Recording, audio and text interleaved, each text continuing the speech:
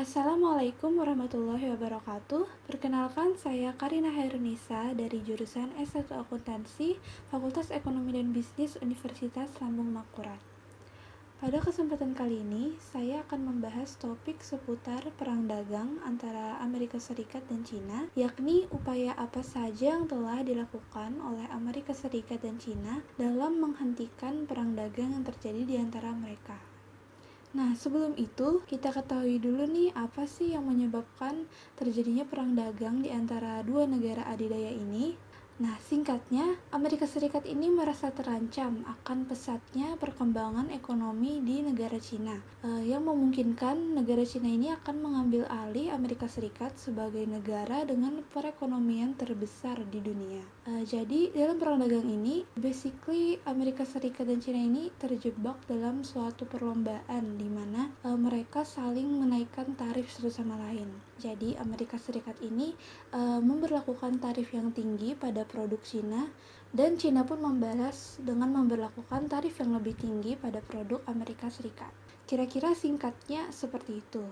Nah, selanjutnya, apa saja upaya yang telah dilakukan Amerika Serikat dan juga Cina dalam memberhentikan perang dagang yang telah terjadi sejak tahun 2018 ini? Setelah banyaknya kerugian yang diderita oleh kedua belah pihak akibat perang dagang ini, akhirnya pada tanggal 13 Desember 2019, Trump mengumumkan untuk melakukan kesepakatan perdagangan antara Amerika Serikat dan Cina.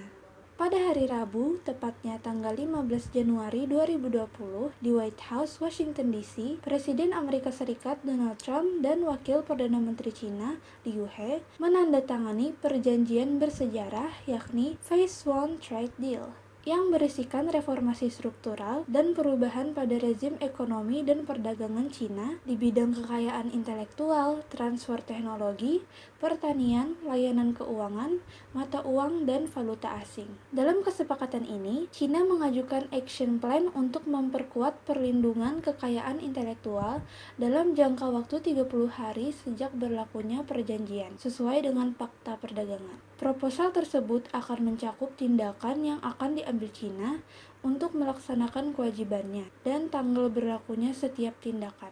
Cina akan meningkatkan pembelian manufaktur, energi, barang dan jasa pertanian Amerika Serikat setidaknya 200 miliar dolar selama 2 tahun ke depan.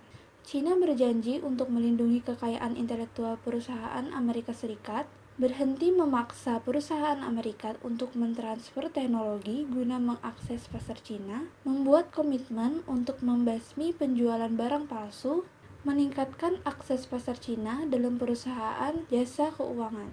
Setelah diberlakukannya Phase One Trade Deal ini, pertanyaan selanjutnya ialah apakah Phase One Trade Deal ini berhasil menghentikan perang dagang antara Amerika Serikat dan Cina? Sayangnya tidak. Banyak dari kesepakatan tersebut yang gagal. Salah satunya ialah janji Cina untuk membeli barang dan jasa Amerika Serikat sebanyak 200 miliar dolar. Menurut bukti dari tahun pertama diberlakukannya perjanjian, Cina tidak pernah bisa memenuhi janji tersebut. Ditambah pula dengan adanya kehancuran ekonomi dan hambatan-hambatan dalam perdagangan akibat pandemi COVID-19 ini. Sulit untuk memenuhi target-target dari perjanjian dalam trade deal ini. Dan perang dagang antara Amerika Serikat dan Cina masih berlangsung hingga kini.